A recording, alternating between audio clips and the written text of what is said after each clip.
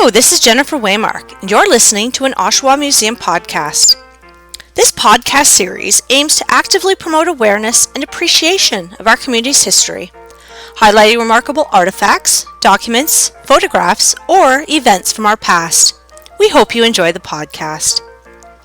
For those familiar with Oshawa's photographic history, most will have likely seen at least one image of the plane crash in downtown Oshawa. Once considered Oshawa's most photographed event, the biplane dangling from the roof of H.A Porter's is an iconic image. How did this airplane crash in downtown Oshawa? Where did it come from? When did this happen? Well, it all began on the evening of April 22, 1918. Citizens of Oshawa who were downtown found themselves being thrilled and entertained by the aerobatic flying of a pilot in a JN-4 Canadian biplane. Prior to the start of World War I, the facility where this plane was produced was the Toronto Curtiss Airplanes, and they manufactured the Curtiss JN-4 Jenny aircraft. On December 15, 1916, the Imperial Munitions Board purchased the entire 6-acre facility and production began to manufacture planes for the Royal Flying Corps, or the RFC. The planes were shipped to training facilities throughout Ontario, such as the Leaside Aerodrome, an airfield that opened in 1917 to train members of the RFC. According to the April 26, 1918 edition of the Ontario Reformer, this was, quote, as fine an exhibition of aeroplaning as will be seen here for many a day, end quote. The reporter goes on to say that, quote, the pilot swooped up and down over the town like a bird, acting in a manner that we are told is mild compared to what aviators in the battle squadrons at the front are called upon to do when in action, end quote.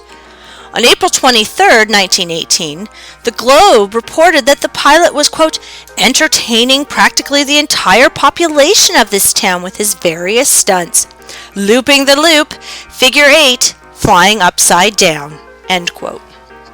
The show came to a startling end when the plane crashed.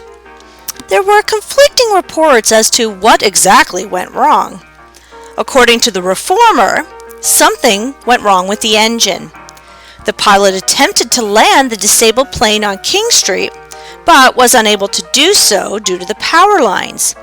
He ultimately ended up on the top of the Dominion Bank building. The Globe, however, reported that the crash was a result of the pilot, quote, misjudging the distance and crashing into the Dominion Bank building. Whatever the exact cause, the plane crashed into the building and dangled over King Street. The power lines acted as a net, holding the plane to the building, but they were badly damaged.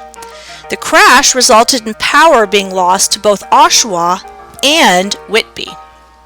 The newspaper reported that only one person was hurt. A woman by the name of Mrs. Guy was leaving H.A Porter's dry goods store when she was struck on the shoulder by a falling brick. Thankfully, her injuries were minor. Now Oshawa was faced with no power and a plane dangling off the side of a building downtown. The military refused to allow local firemen to remove the plane, and so staff from the Leaside camp, where the plane came from, were sent to remove the plane.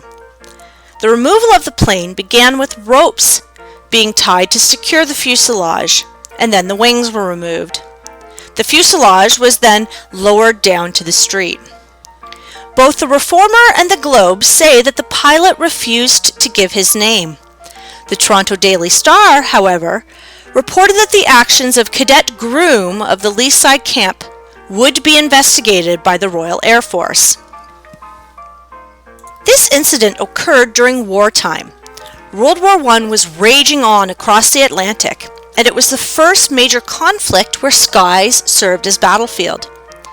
Looking locally, there were flying fields for training pilots in Leaside and Long Branch, and according to Thomas Boakley, a local amateur historian, several mishaps occurred in Oshawa.